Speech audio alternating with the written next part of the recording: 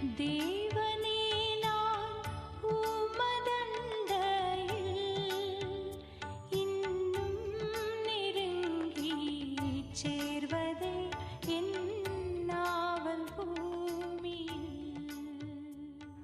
Praise the Lord. கர்த்தரும் இரட்சகருமாகிய இயேசு கிறிஸ்துவின் இனிதான நாமத்தினாலே இந்த 37வது நாள் ஜெபத்திலே இணைந்திருக்கிற தேவ பிள்ளைகள் எல்லாரையும் அன்பாய் வாழ்த்துகிறேன். பிரியமானவர்களே, தேவனோடு கூட நெருங்கிய தொடர்பில் இருக்க வேண்டும் என்று விரும்புகிற நாம் நம்முடைய ஆவிக்குரிய வளர்ச்சியிலே அடுத்த படிநிலையை அடைய வேண்டும் என்று விரும்புகிற நாம் செய்ய வேண்டிய ஒரு காரியம் என்னவென்றால், நம்முடைய எல்லா முதன்மையையும் கர்த்தருக்கென்று கொடுக்க வேண்டும். கர்த்தருக்கு நம்முடைய முதல் இடத்தை கொடுக்க வேண்டும். நம்முடைய நேரமானாலும் சரி, நாம் எடுக்கிற தீர்மானங்களானாலும் சரி, நம்முடைய செல்வங்களானாலும் சரி, நம்முடைய உறவுகளில் கூட கர்த்தரை முதலிடத்திலே வைக்க பழகுகிறவர்களாக நாம் காணப்பட வேண்டும்.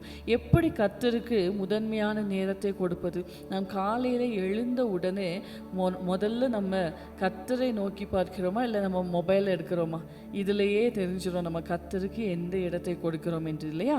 அப்போ முதலாவது மணி நேரத்தை அதிகாலையிலே ஜெபிக்க வேண்டும் என்று சொல்லி நமக்கு போதித்ததினுடைய அர்த்தம் கூட இதுதான். நம்முடைய வாழ்க்கையிலே நம்ம முதலாவது மணி நேரத்தை நம்ம ஆண்டவருக்கு கொடுத்து ஒரு நாளை தொடங்கும் போது, நாம் எழுந்த உடனே கர்த்தரை தேடி அவருடைய பாதத்தில் அமர்ந்து அவருடைய வசனங்களை தியானித்து அவரிடத்தில் ஜெபித்து நம்ம அந்த நாளை தொடங்கும் போது ஒரு பெரிய சமாதானத்தை நம்மளால் உணர முடியும். முதலாவது மணி நேரத்தை கர்த்தருக்கு கொடுப்பதை அவர் ரொம்ப விரும்புகிறார். நம்முடைய எல்லா டைம்லையும் முதல் இடத்தை கர்த்தருக்கு நம்ம கொடுக்கணும். இரண்டாவதாக, நம்ம எடுக்கிற எல்லா தீர்மானங்களிலும் நம்முடைய எல்லா டெசிஷன்ஸ்லையும் கர்த்தருக்கு முதலிடம் கொடுக்கிறவர்களாக நாம் காணப்பட வேண்டும். அப்படியானால் என்ன?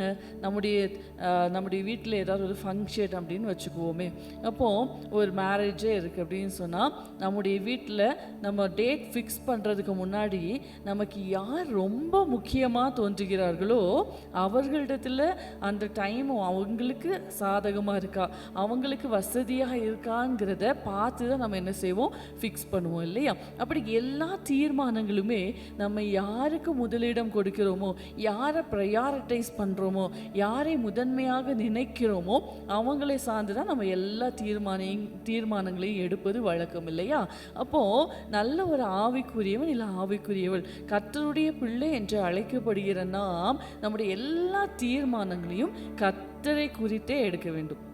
கர்த்தரை முதன்மையாக வைத்து நம்ம எடுக்கிற எல்லா டெசிஷன்ஸ்லையும் கர்த்தர் பிரியப்படுவாரா, இது ஆண்டவருக்கு பிரியமான விஷயமா, நான் ஒரு வேலைக்கு போனால் கூட ஆராதனைக்கு போக முடியுமா, ஆண்டவருக்கு கொடுக்க வேண்டிய நேரம் இதனால் தடைபடுமா, இப்படி எல்லாத்தையும் நம்ம என்ன செய்யணும், யோசித்து தான் ஆண்டவரை முதன்மையாக வச்சு தான் நம்முடைய எல்லா தீர்மானங்களையும் நாம் எடுக்க வேண்டும். அது மாத்திரமல்ல பிரியமானவர்களே, நமக்கு இருக்கிற எல்லாவற்றிலும் முதன்மையானதை கர்த்தருக்கென்று கொடுக்க வேண்டும். அதை கர்த்தர் ரொம்ப விரும்புகிறார். நம்முடைய பெஸ்ட் திங், நம்முடைய வாழ்க்கையில் இருக்கிற பெஸ்ட் திங்கை நம்ம என்ன செய்யணும், ஆண்டவருக்கு என்று கொடுக்க வேண்டும் என்று சொல்லி நிறைய பேர் அறியாமையினால என்ன செய்வாங்கன்னா, வீட்டில் எந்த பிள்ளை ரொம்ப பலவீனமோ, எந்த பிள்ளை திறமையில் கொஞ்சம் கம்மியாக இருக்கோ, எந்த பிள்ளை மற்றவங்களால் ஒதுக்கி வைக்கப்படுதோ அந்த பிள்ளையை என்ன செய்வாங்க, ஊழியத்துக்கு என்று சொல்லி ஒப்பு கொடுப்பாங்க. இன்னொரு பிள்ளையை குறித்து அவங்க டாக்டராகவோ கலெக்டராகவோ என்ஜினியராகவோ இப்படியெல்லாம் பயங்கரமான கனவெல்லாம் வச்சுருப்பாங்க. ஆனால் கர்த்தர் விரும்புகிறது என்ன தெரியுமா? கர்த்தர் பலவீனரை பயன்படுத்துகிறார், ஞானிகளை வெட்கப்படுத்தும்படி பைத்தியமானவர்களை தெரிந்து கொள்கிறார். ஆனால் நம்ம கொடுக்க வேண்டியதெல்லாம் என்ன தெரியுமா? நம்ம கிட்ட இருக்கிற பெஸ்ட்டை கொடுக்கணும். ஆண்டோடைய ஊழியத்துக்கு போகிறதுனால இப்போ உங்கள் பிள்ளையை நீங்கள் ஊழியத்துக்கு அப்படின்னு சொல்லி வச்சுருந்தீங்கன்னா நல்லா படிக்க வைங்க, எல்லா காரியத்துலேயும் நல்லா எக்யூப் ஆகணும், நல்ல டேலண்டடாக இருக்கணும் நம்ம பிள்ளை. நம்முடைய எல்லா திறமைகளையும் நம்முடைய எல்லா பெஸ்ட்டையும் நம்ம ஆண்டவருக்கு கொடுக்கிறவர்களாக காணப்பட வேண்டும். பிரியமானவர்களே, நான் வளர்ந்த கன்னியாகுமரி மாவட்டத்தில் இன்றளவும் அந்த பழக்கம் இருக்கிறது. பாருங்கள், நம்ம வீட்டில் ஒரு மரம் இருக்குது அப்படின்னு சொன்னால் அதில் பழுக்கிற முதல் பழம் கர்த்தருடைய சமூகத்தில் கொண்டு வந்து வச்சுருவாங்க, ஊழியக்காரங்க கிட்ட கொண்டு வந்து கொடுத்துருவாங்க, அதை கர்த்தருக்கென்று கொடுத்துருவாங்க. அப்போது இஸ்ரவேல் ஜனங்களிடத்துல கூட கர்த்தர் இதுதான் சொன்னார் இல்லையா, முதற் பேர் அனைத்தும் கர்த்தருடையது அப்படின்னு சொன்னார். அப்படின்னா என்ன அர்த்தம்? அப்படியானா முதல் பிள்ளை மாத்திரம்தான் கர்த்தருக்கா அப்படின்னா இல்லை. இப்போ புதிய ஏற்பாட்டு கால திருச்சபையில் வாழ்ந்து கொண்டிருக்கிற நம்ம எல்லாருமே கர்த்தருக்கு என்று சொல்லி முதற் பேரானவர்களாக தெரிந்தெடுக்கப்பட்டவர்கள். அப்படியானால் நம்முடைய எல்லாவற்றினாலும் கர்த்தரை மகிமைப்படுத்துவதை கர்த்தர் ரொம்ப விரும்புகிறார், அதில் ரொம்ப பிரியப்படுகிற தேவனாய் இருக்கிறார். அது மாத்திரமல்ல, நம்முடைய ரிலேஷன்ஷிப்பில் கூட, அதாவது நமக்கு இருக்கிற எல்லா உறவுகளை காட்டிலும் கர்த்தரை நாம் முதன்மையாக வைக்க வேண்டும் என்று தேவன் விரும்புகிறார். நம்முடைய முதல் சிநேகம், முதல் அன்பு, முதல் பாசம் நம்ம கர்த்தரிடத்துல தான் காண்பிக்க வேண்டும் என்று சொல்லி தேவன் விரும்புகிறார். இதை தான் ஆண்டவர் சொன்னார் இல்லையா, என்னை காட்டிலும், என்னை விட தன் மனைவியையோ புருஷனையோ சகோதரனையோ மற்ற யாரையோ எதையோ சிநேகிக்கிறவன் எனக்கு பாத்திரன் இல்லை, உலகத்தில் அன்பு கூறுகிறவன் எனக்கு பாத்திரன் அல்ல என்று சொல்லி ஆண்டவர் சொல்லுகிறதை நம்ம பார்க்கிறோம் இல்லையா. அப்படியானால் பிரியமானவர்களே, நம்முடைய எல்லாவற்றிலும் முதன்மையான இடத்தை கர்த்தருக்கு கொடுக்க வேண்டும் என்று சொல்லி தேவன் விரும்புகிறார்.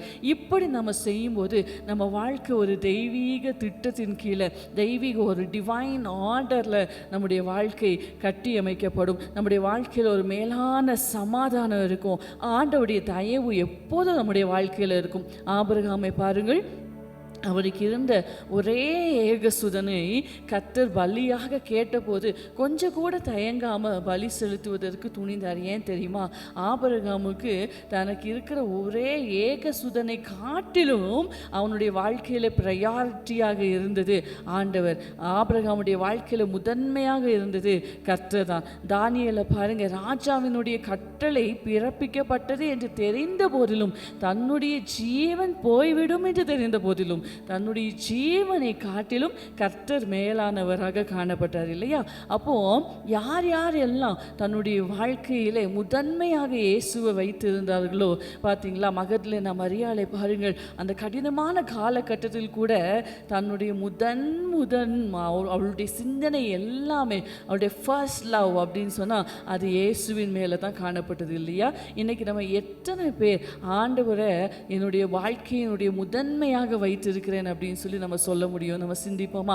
ஆண்டவர் இந்த காலை வேளையிலே நம்மோடு கூட பேசுகிற வார்த்தை இதுதான். நம்முடைய எல்லாவற்றாலும், நம்முடைய வாழ்க்கையினுடைய எல்லாவற்றாலும், நம்மிடத்தில் காணப்படுகிற எல்லாவற்றிலும், நம்மிடத்தில் காணப்படுகிற எல்லா உறவுகளை விடவும் கர்த்தரை முதன்மையாக வைக்க வேண்டும் என்று சொல்லி தேவன் விரும்புகிறார். நாம் ஜெபிக்கலாமா? எங்களை அதிகமாக நேசிக்கிற எங்கள் அன்பின் தகப்பனே, நீங்கள் அருமையாக தந்த இந்த புதிய நாளுக்காக உமக்கு நன்றி செலுத்துகிறோம் அப்பா.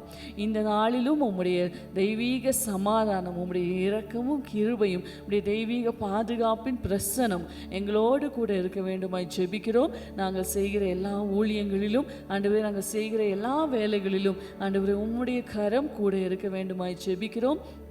ஆண்டவரே, நாங்கள் இன்று கற்றுக்கொண்டது போல எங்களுடைய எல்லாவற்றிலும் உம்மை முதன்மையாக நாங்கள் கொள்ள கர்த்தர் எங்களுக்கு உதவி செய்யுங்கப்பா. அப்படியாக தேவையான ஒன்றாகிய உம்மை பற்றி கொள்ள கர்த்தர் எங்களுக்கு உதவி செய்யும்படியாய் ஜெபிக்கிறோம். இவை எல்லாவற்றையும் ஆண்டவரே இயேசு கிறிஸ்துவின் நாமத்தினாலே கேட்கிறோம், ஜீவனுள்ள நல்ல பிதாவே. ஆமேன், ஆமேன். God bless you. கர்த்தர் உங்களை ஆசீர்வதிப்பாராக. ஆமேன், ஆமேன்.